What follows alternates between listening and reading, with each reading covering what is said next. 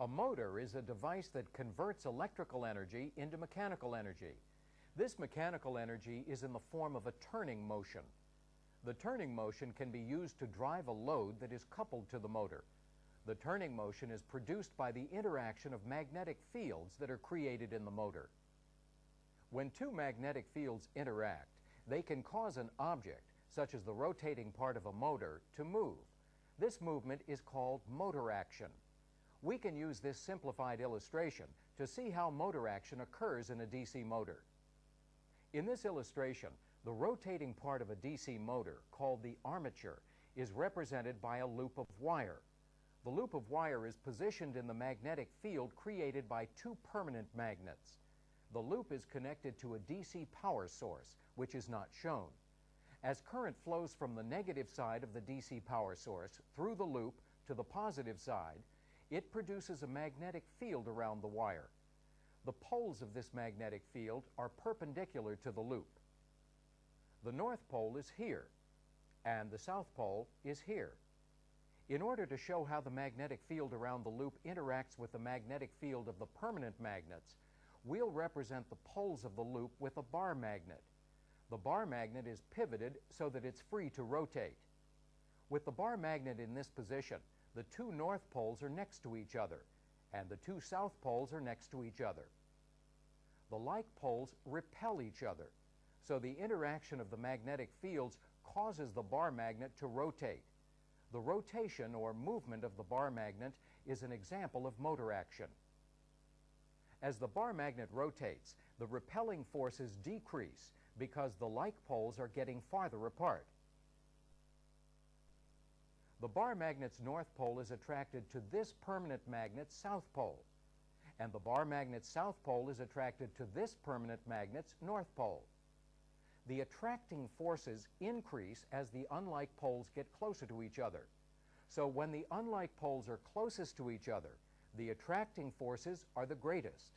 At this point, the bar magnet would stop unless it had enough momentum to carry it past the poles of the permanent magnets. To keep the bar magnet rotating, the polarity of either the bar magnet or the two permanent magnets must be changed. In a DC motor, what is changed is the polarity of the armature, which is represented by the bar magnet in this example. To see how this is done, we'll again use a loop of wire to represent the armature. And we'll add two components called brushes, and a conducting ring known as a commutator. The brushes are connected to the DC power source. The commutator is mounted on the end of the armature so that it can make sliding contact with the brushes. The commutator is not a solid ring. Instead, it consists of conducting segments that are separated from each other. With this arrangement, current flows from the negative side of the DC power source through one brush to a commutator segment. From the commutator segment, the current flows through the armature in this direction. It then flows through the other commutator segment to the other brush, and then to the positive side of the power source. The current flow through the armature creates a magnetic field. The interaction between this magnetic field and the magnetic field produced by the two permanent magnets causes the armature to rotate. In other words, motor action is produced. Even though the armature has turned, the current still flows from the negative side of the power source through the armature to the positive side of the power source. However, the commutator has physically changed the direction in which the current flows through the armature. This change in direction changes the polarity of the armature's magnetic field.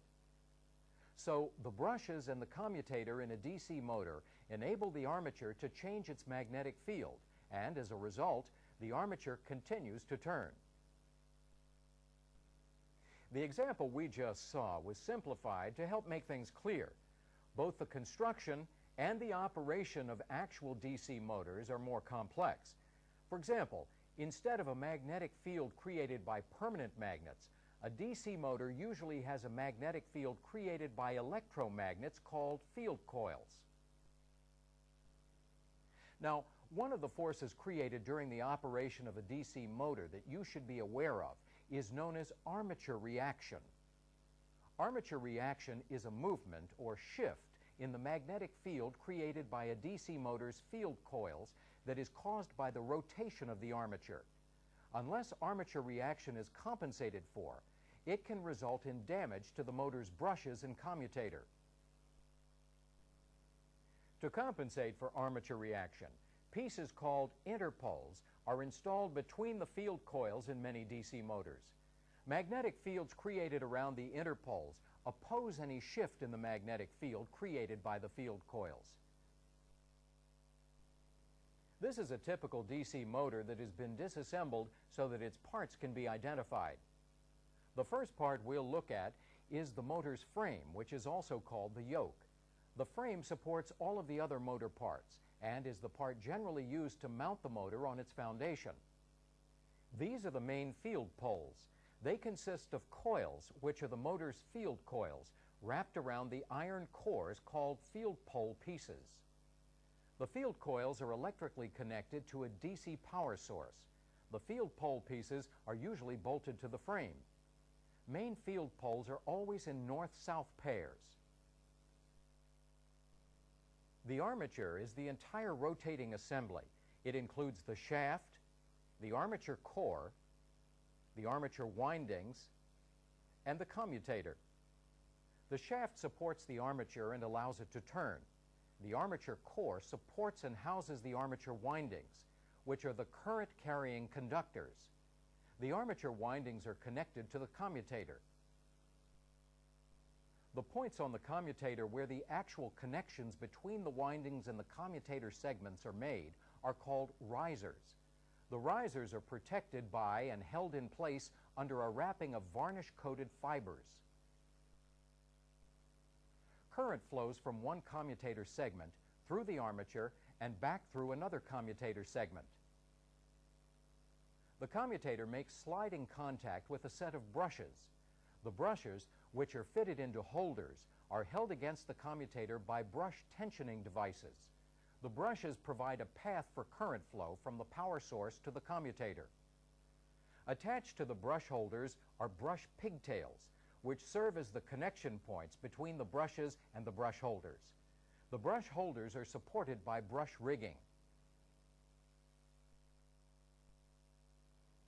Most DC motors have one set of brushes for each main field pole.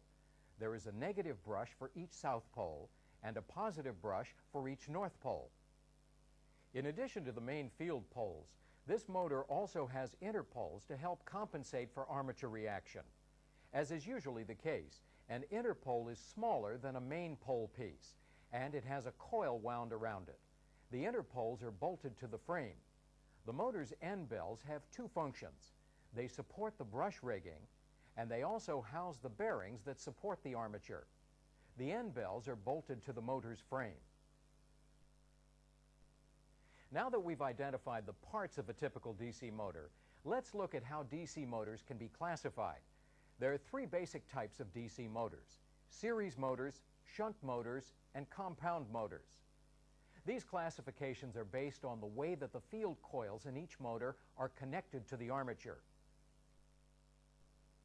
The external appearance of all DC motors is very similar, but there are several ways to distinguish one type of motor from another. For example, this is a nameplate from a typical DC motor. The entry in the block labeled wound identifies the type of motor it is. In this example, the block contains the letters CPD, which means that the motor is a compound motor. You can also determine what type of motor is by referring to a schematic diagram in the manufacturer's manual. This schematic diagram represents a series motor. In a series motor, the field coils, which are also referred to as the series field, are connected in series with the armature. So, in a series motor, there is only one path for current flow. Each coil in a series field is usually made of a few turns of large wire. So series fields have very low resistance. In this type of motor, the armature also has a very low resistance, so the current flow through the motor is very high. This schematic uses standard markings to identify the fields in the motor. The letter S means series, and the letter A means armature. The leads from the series field in this example are marked S1 and S2, and the armature is marked A1 and A2. The numbers following the letters indicate the direction of current flow, which is from 1 to 2. For example, A1 could be assumed to be negative, and S2 could be assumed to be positive. The primary purpose of the markings is to ensure that when the motor connections are made, current flow through the motor will be in the proper direction. The same markings are used to identify the motor's leads, so you can also determine what type of DC motor is by examining its leads. Now, this is a schematic of a typical shunt motor. The letter F means shunt, so the shunt field is marked F1 and F2, and the armature is marked A1 and A2. In a shunt motor, the field coils and the armature are always connected in parallel with each other. So in this particular motor, there are two paths for current flow.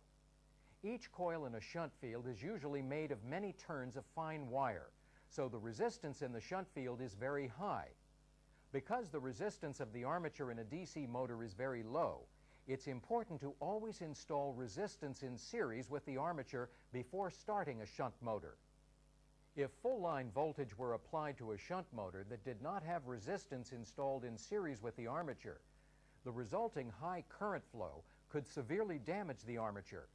Once the motor is up to its operating speed, the series resistance can be disconnected or bypassed. Now, this is a schematic of a typical compound motor.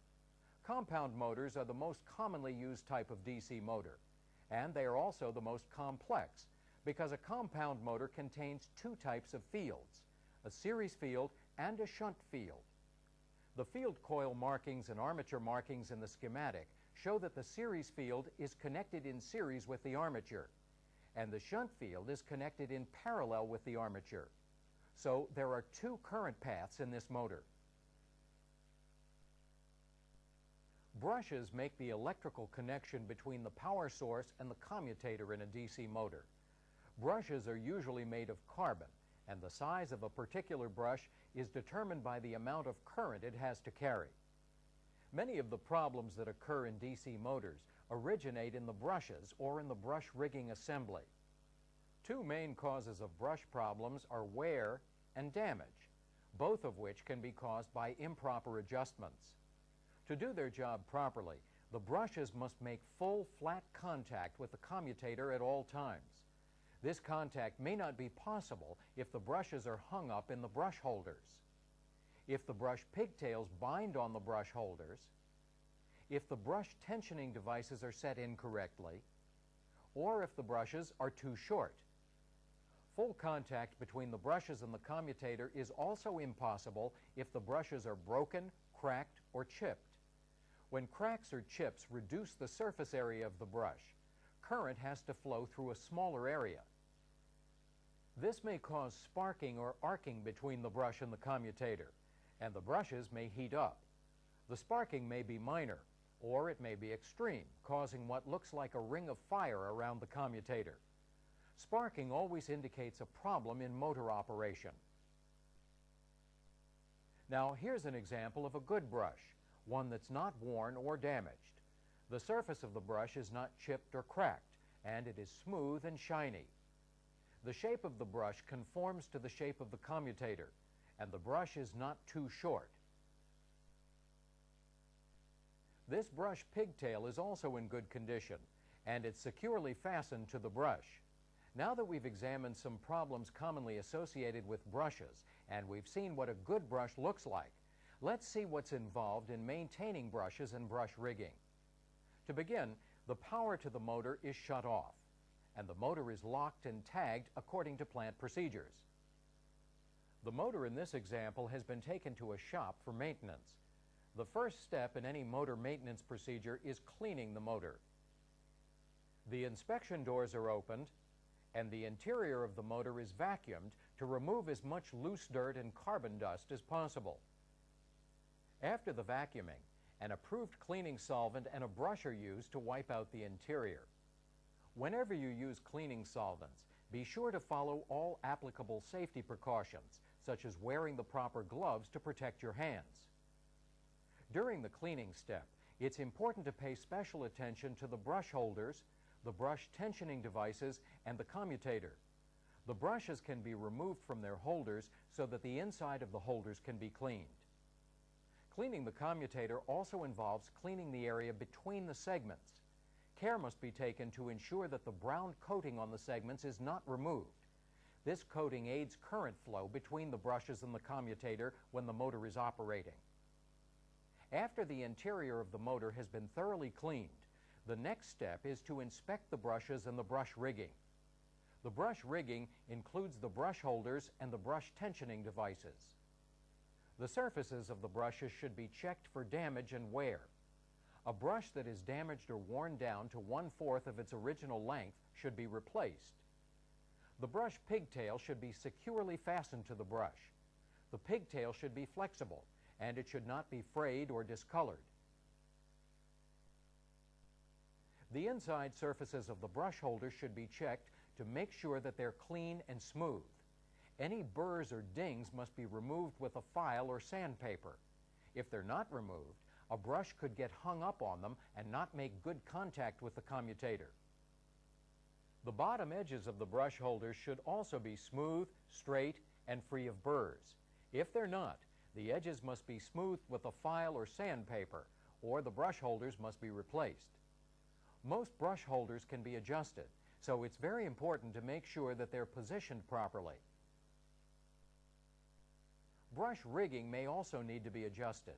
The brush rigging is adjusted by loosening the brush holder bolts and then moving the holders so that the brushes cover as much area as possible.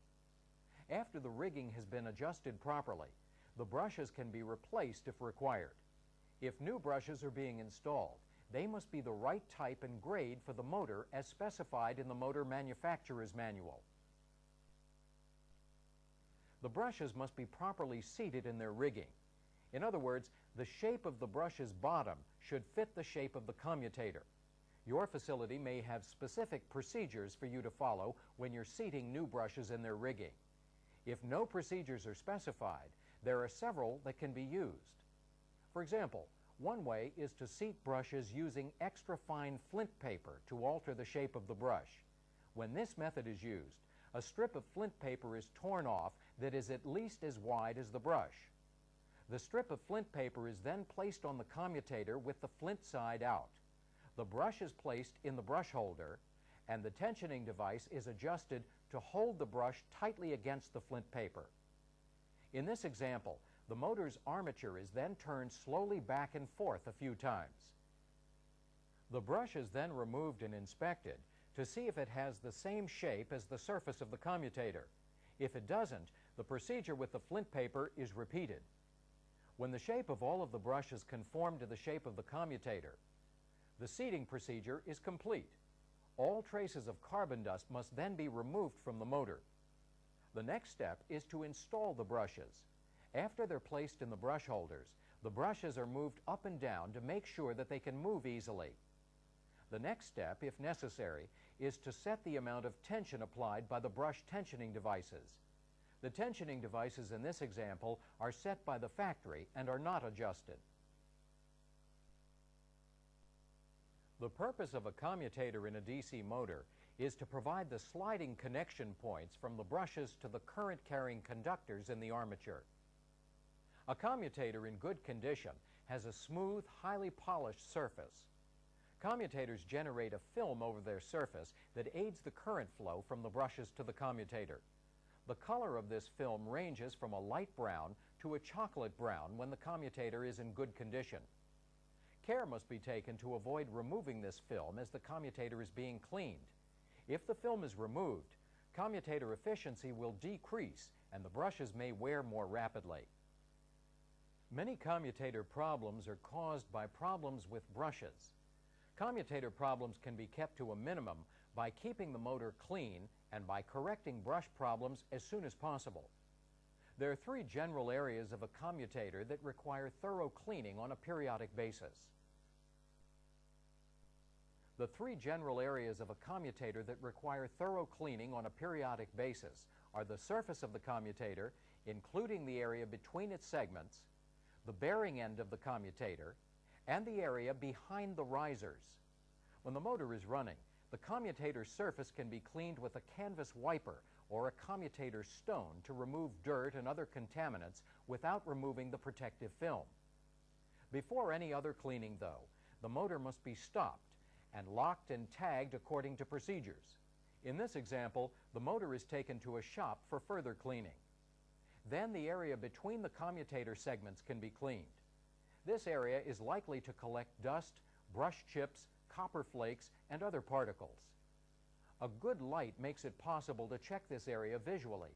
The mica that is used to insulate the segments from one another ranges in color from light gray to white when it is clean.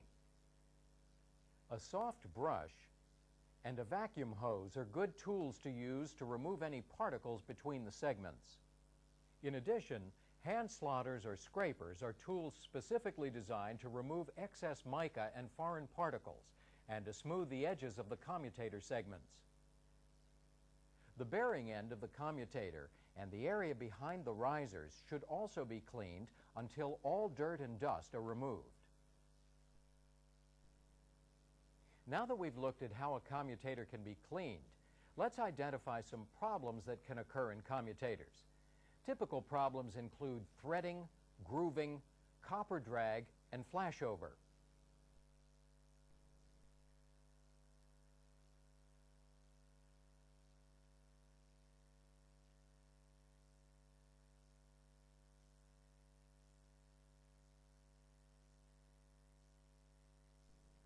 In this part, we'll look at general procedures for troubleshooting a DC motor, and we'll see how to test for grounds, opens, and shorts. The motor to be checked should be de-energized, locked out, and tagged according to approved procedures.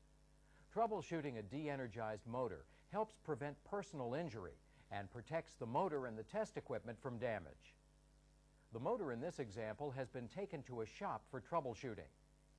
First, it should be checked carefully for any obvious problems, such as broken wires, loose screws, short brushes, and charred insulation. The brushes and the brush rigging should also be checked. The armature and field windings are also checked. It's common practice to look for grounds, opens, and shorts.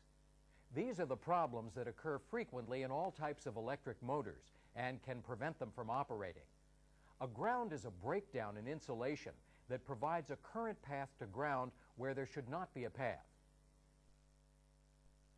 An instrument commonly used to check for grounds is a meg-ohm meter.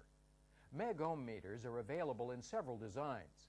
Some are powered by a hand crank generator, others are line powered, and others are battery powered. The one used in our example is battery powered. Before a meg-ohm meter is used to test for grounds, it should be tested to make sure that it's operating properly. Begin by clipping the meter's two probes together and operating the meter. The meter should indicate 0 resistance. Next, separate the probes and operate the meg-ohm meter again. This time, it should indicate infinite resistance. The digital readout on this meg-ohm meter indicates infinite resistance by displaying a blank readout except for the number 1, which appears all the way to the left. Finally, connect both probes to ground and operate the meter. This time, the meter should indicate 0 resistance. If the meg-ohm meter is operating properly, it can be used to test the de-energized motor. First, the motor's 3 leads are connected together. Then the meg-ohm meter's ground lead is attached to a metal section of the motor, and the meter's line lead is connected to the motor leads. This arrangement provides a current path to ground if the motor is grounded. If the meter indicates the expected normal resistance reading for the leads, there is no ground present. A reading of 0 or nearly 0 indicates that there's a ground somewhere in the motor. In order to determine exactly which part or parts are grounded, further tests must be made using the process of elimination. In other words, one circuit at a time must be tested to eliminate those that are not grounded. For example, the compound motor represented by this diagram has 3 separate circuits: the series field, the shunt field, and the armature. Each circuit must be tested individually, and then each part in any grounded circuit must be tested separately. First, the electrician raises the brushes off of the armature to separate the three circuits. Then he uses the MEG ohm meter to test each circuit separately. To test the series field, the electrician attaches the meter's ground lead to the motor's metal frame, and the meter's line lead to the S lead. When the electrician operates the meter to make the test, it shows a normal resistance reading for the series field. This means that the entire series field can be eliminated. There are no grounds in this circuit. To test the shunt field, the electrician moves the meter's line lead to the F lead. The meter's ground lead remains attached to the motor's metal frame. When the electrician operates the meter for this test, it shows a reading of almost zero resistance. The next step is to test the armature. To do this, the electrician attaches the meter's ground lead to the shaft of the motor and holds the meter's line lead against the commutator. The electrician then operates the meter, and this time it indicates a normal resistance reading for the armature. There is no ground in the armature circuit, so the entire armature assembly can be eliminated. At this point, both the series field and the armature have been eliminated from consideration, and troubleshooting is focused on the shunt field. The next step is for the electrician to disassemble the motor and find out where the ground is in the shunt field. After the motor is disassembled, the connections between the field coils can be broken, and each coil can be tested individually. Any bad coils that are found can be replaced, and then the motor can be reassembled, tested, and returned to service. Now, another common problem that can be found in a DC motor is an open. An open is a break that stops current flow somewhere in a circuit.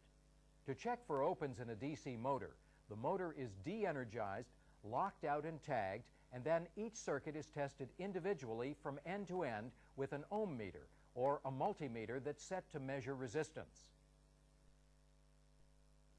For example, this compound motor diagram shows two paths for current flow, a shunt field circuit and a series field circuit. To separate these two circuits and the armature circuit, the motor's brushes are lifted off of the commutator. We'll test the shunt field circuit first. According to the diagram, the shunt field must be read from motor lead F1 to motor lead F2. On the diagram, the F1 lead is also marked A1 for the armature circuit, but this is not a problem because the armature circuit was disconnected when the brushes were lifted off of the commutator. So, to test the shunt field, one ohm meter lead is connected to motor lead F1, and the other ohm meter lead is connected to motor lead F2. We'll say that the ohm meter indicates very low resistance, which means that there is no open in this circuit. A high resistance reading would have indicated an open in the circuit. The series field is checked next. According to the diagram, the series leads are S1 and S2. The diagram also indicates that S1 is connected to the brushes, but it does not indicate which brush, the negative brush or the positive brush. To determine which brush is connected to S1, one of the ohm meter's leads is connected to S2, and the other lead is connected to a lead connection on one of the brush holders. We'll say that the meter does not show a reading, so either there is an open in the series field, or the meter lead is connected to the wrong brush holder. To check further, the meter lead is moved to the other brush holder. Now we'll say that the meter indicates a low resistance reading, so the second brush holder is the right one, and the series field is not open. At this point, it has been determined that there is no open in the series field circuit, and there is no open in the shunt field circuit. However, the series field has only been eliminated as far as the brushes, so the next step is to check the brushes. To check a brush, one ohm meter lead is placed on the brush pigtail, and the other lead is placed on the commutator segment directly under the brush. If there is a reading, the brush is all right. If there is no reading, there is an open. In this case, we'll say that there is a reading, so this brush is all right. The same check is then repeated for the other brush. This time, we'll say that there is no reading, so this brush is faulty.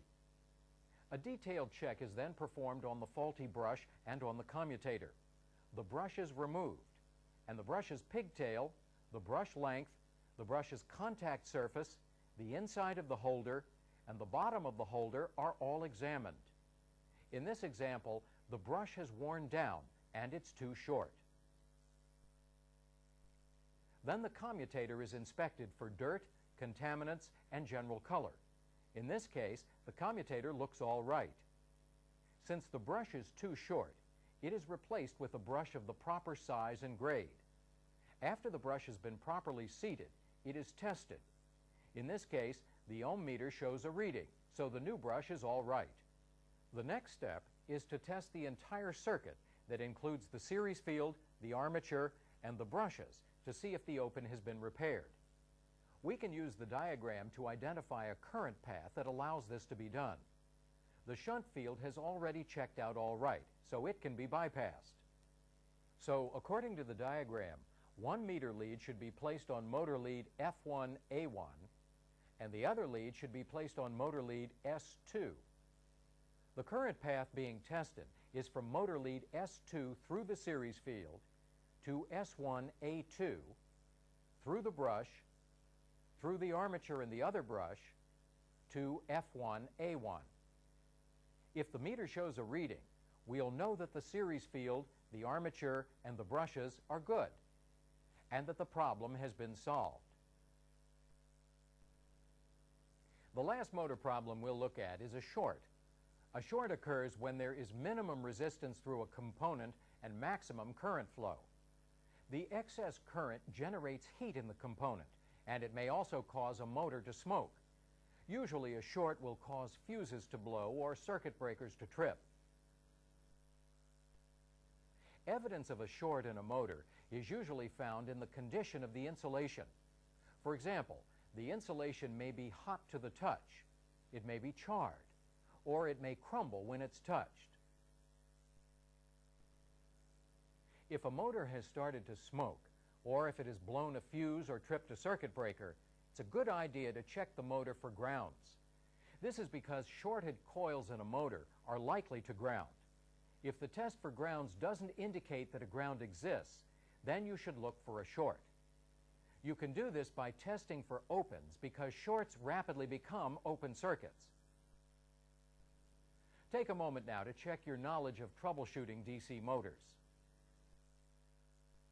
In this part, we'll see how a DC motor can be disassembled for maintenance. When overhauls are required, DC motors are stopped, de-energized, and locked out and tagged according to approved procedures, and in many cases, moved to a workshop. Work area preparations may include spreading a cloth on which to place the motor.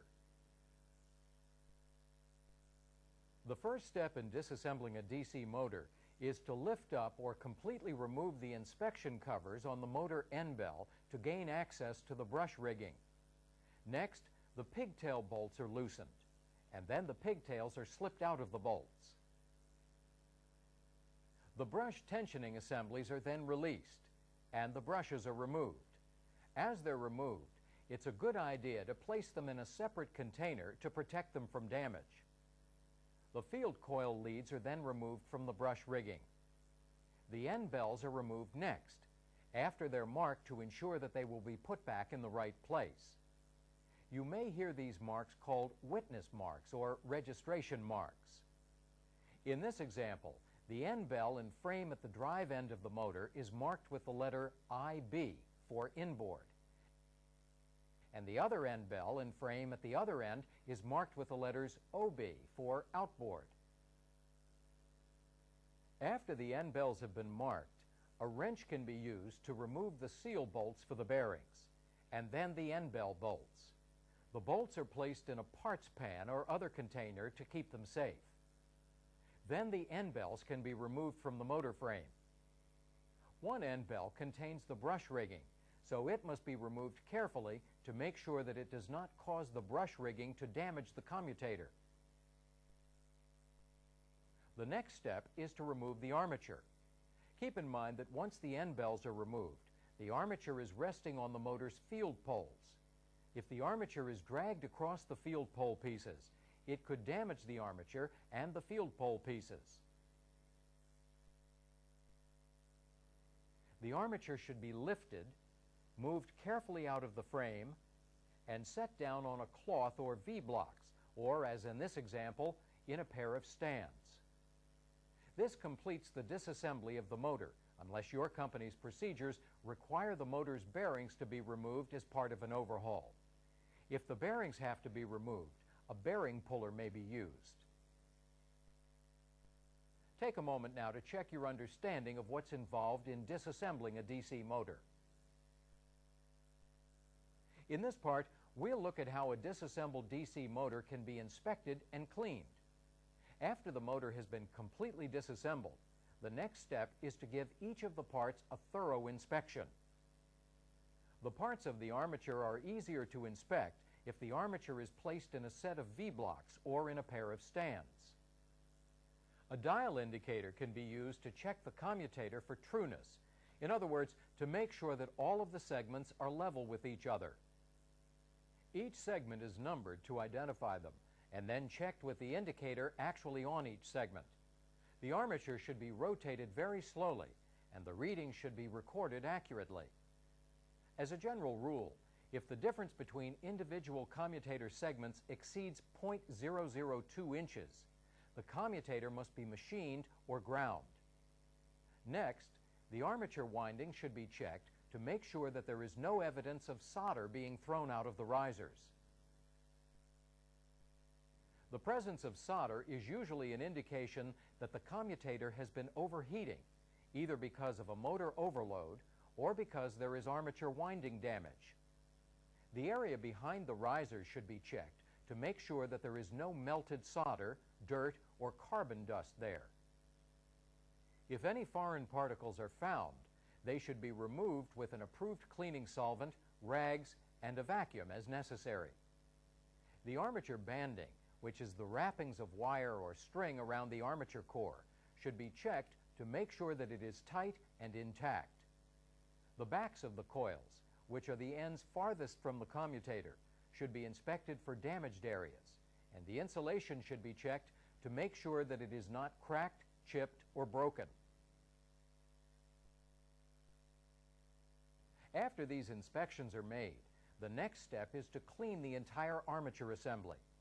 An approved cleaning solvent should be used, and all applicable safety precautions should be followed. During cleaning, it's important to pay particular attention to the bearing end of the commutator, the area behind the risers, and the back ends of the coil windings, which are the ends farthest from the commutator. The cleaned armature assembly should be checked for shorts with a piece of test equipment called a growler. A growler uses AC voltage and the principle of induction to detect shorts. To test for shorts, a hacksaw blade is placed over the armature slots. If there is a short in one of the windings, a distinctive sound will be heard. When you conduct this test, be careful not to touch any of the commutator segments. The windings are insulated, but the segments are not, so you could get a shock if you touch one. After the armature has been checked for shorts, a meg-ohm meter can be used to test it for grounds. The procedure for this is covered in this unit in the troubleshooting part of the motor maintenance topic. To see a brief description of how this test can be made, select Test. When you're ready to continue the lesson, select Go. The next items to be checked are the motor frame and the field pole pieces. Both of these items are cleaned before they're inspected. Special care should be taken to remove all dirt and carbon dust from the areas between the main poles and around the interpoles. Once they're clean, the field coils and the interpoles are inspected to make sure that they're not damaged. If the insulation has become cracked or broken, it can be repaired with insulation varnish. A file or a special buffing wheel can be used to remove any burrs that are found on the pole pieces. Here, a buffing wheel is used with a pneumatic power tool. There may be burrs because the armature was not removed carefully or because the armature dragged during operation as a result of improper assembly or bearing failure. After any burrs have been removed, varnish is applied to the affected area to help protect it from being damaged and then given time to dry. The pole piece bolts should be checked to make sure that they're tight. In addition, the field coil connections and the coil lead should be checked for damage and to make sure that the connections are tight. The insulation should be examined carefully. Any cracks or breaks can be repaired with insulation varnish.